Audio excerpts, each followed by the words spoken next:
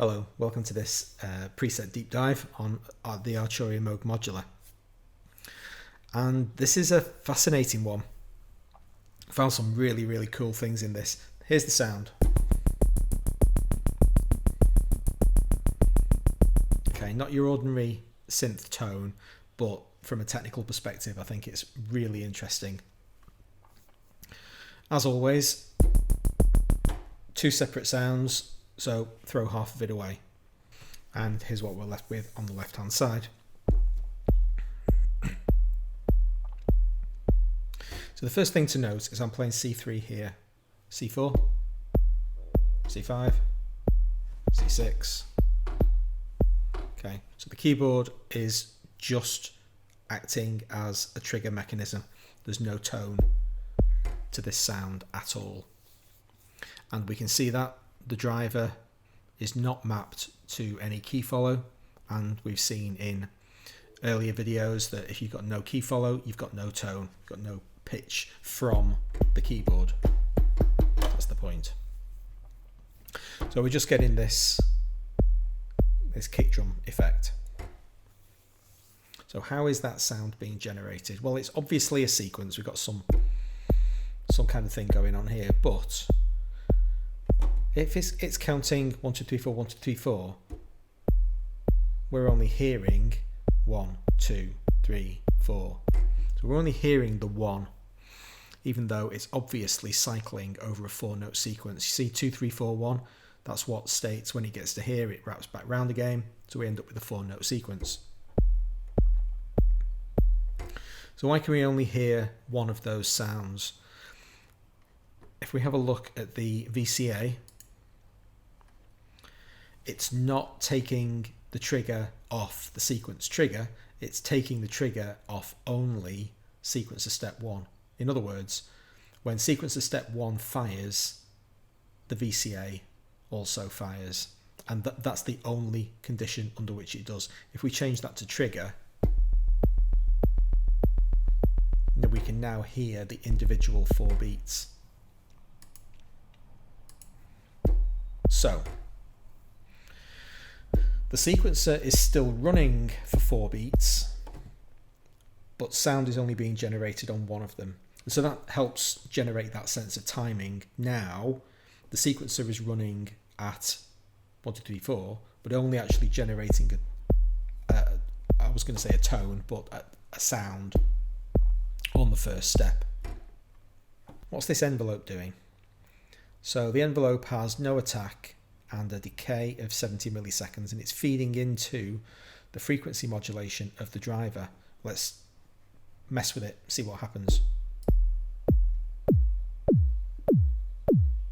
So there's the frequency modulation.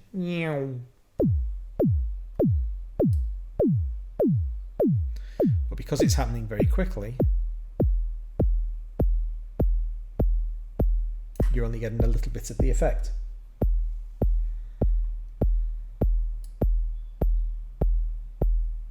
So you get to decide what you want your kick drum to sound like by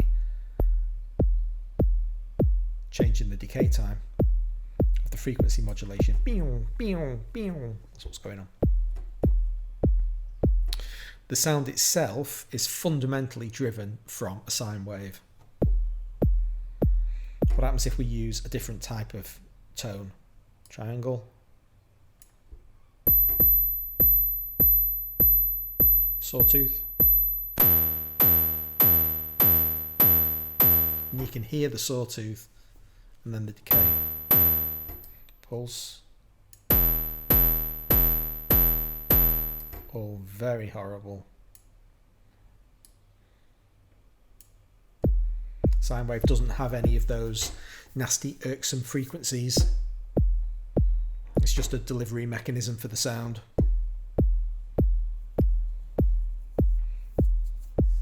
Okay, so it's coming out, it's going into the low pass filter. Low pass filter set really high, 12K, with an almost maximum resonance. What happens when we mess with these sounds?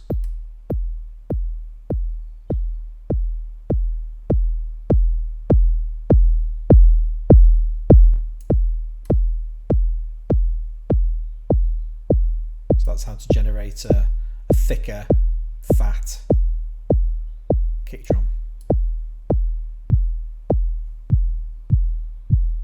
Almost subby down there, isn't it?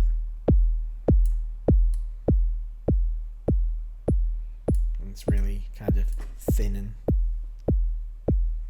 sharp up there.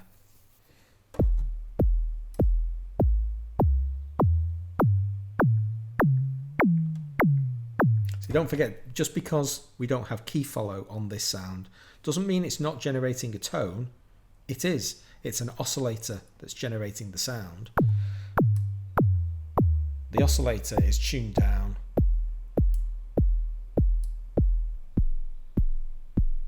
very low, but it is still a tone.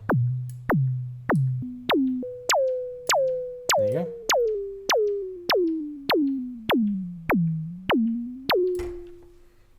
That's it for the left hand side.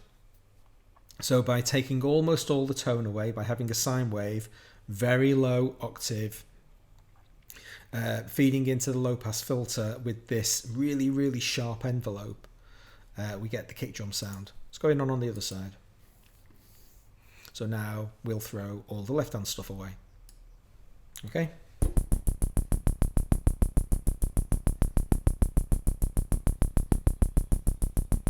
So that's really interesting. There's lots going on.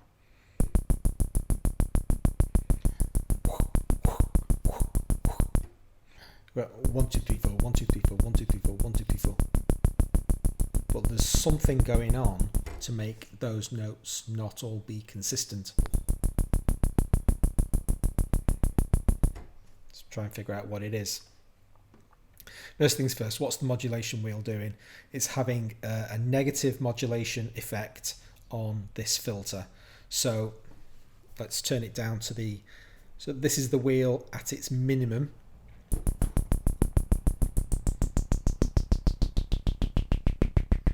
And as we go up towards the maximum, it's the reverse sweep. That's the effect of putting negative values on your modulation. It's the opposite to what you would expect. So at the maximum,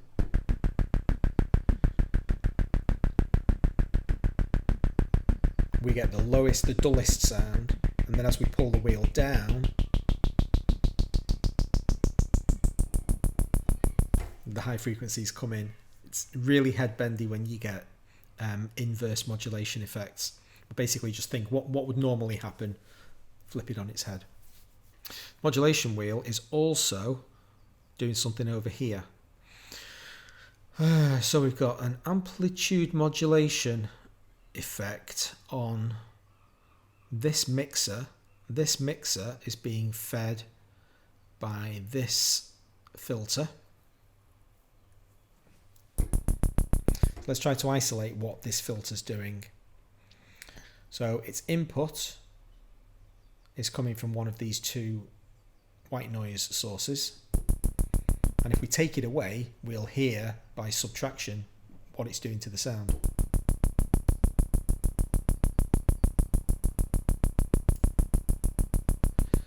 So that's the thing that's doing the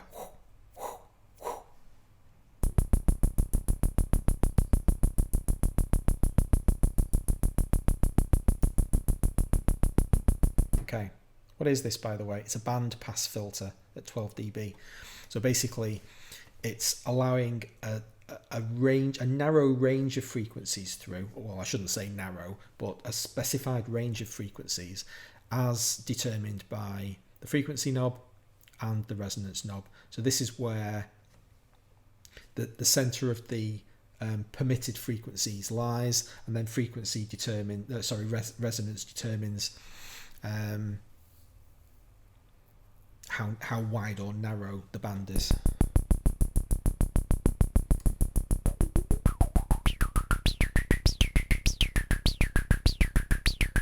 Now you can really hear that.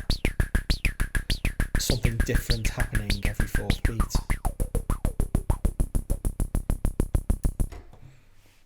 Let's have a look at what's going on here. Got an envelope with a 700 millisecond decay feeding into the filter. but it's not. If I press the key briefly, it's not firing. Because the envelope is only firing when sequencer step 3 triggers. So that is what's getting you 1, 2, 3, 4, 1, 2, 3, 4, 1, 2, 3, 4. It's on the 3rd step of the sequence when something is happening to this filter. And what's happening is that an envelope's being applied, a 700 millisecond decay envelope. And it's this sequencer step here that's making it fire.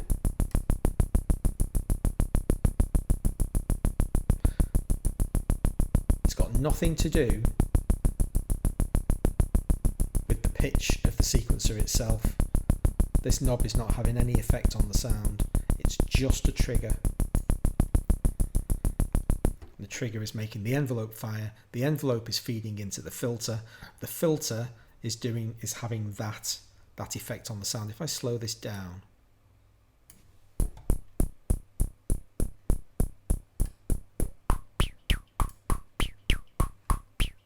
boom, boom, wheel. That's the envelope.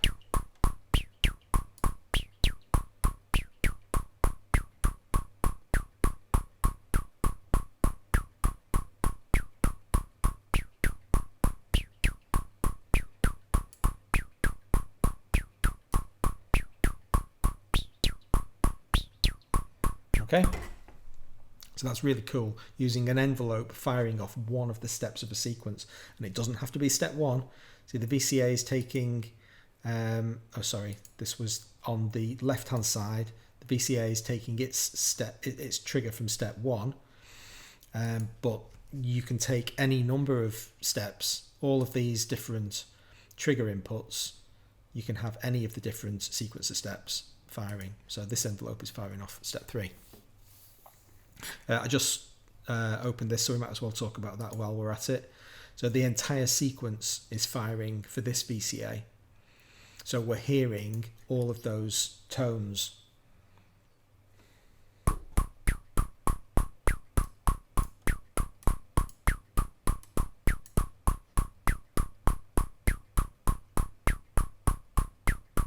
Shouldn't have said tones, because it's got nothing to do with these knobs. We're hearing all 4 triggers. That's what I should have said. If this was like the left hand side where it was set to step 1, you'd only hear the first one.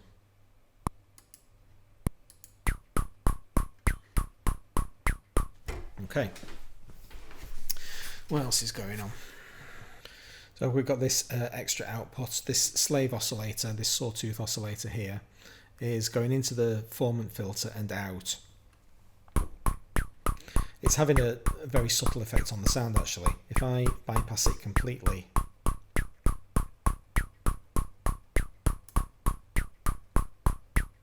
really very little difference in the sound, to be absolutely honest with you. But that's what it's doing. It's going into this filter which is having an effect on the sound. If we bypass that and come out of here into here instead, that's really quite dramatic. So that's all of those really, really nasty, high clicky, high pitch frequencies are being cut out by this filter, the 225 Hertz low pass filter. Okay. So we've got 2 noise generators going into these 2 filters. One of them is being affected by the envelope, but they're both then feeding together and coming out of that summed link pair. Well, it's actually a link triplet, isn't it? Because one of the effects, one of the inputs is coming from the sawtooth wave through the formant filter into the low pass filter over here, linking together with the 2 outputs from these 3 LPF, the 2 LPFs. All of that combines together and goes into the VCA, and then the composite sound. And don't forget, because the right hand side is pitched,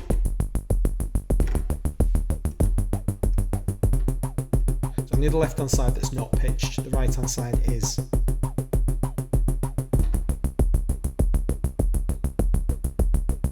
And it's taking its pitch from this sound source here. See, that's the only K1. If we set that to no, C3, C4, this pesky sawtooth is pitched as well, isn't it? Take that away.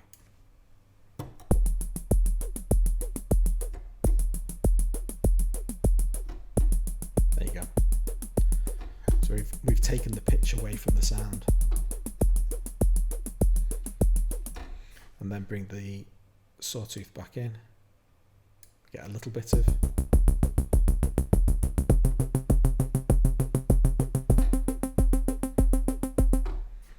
So really interesting sound, this one.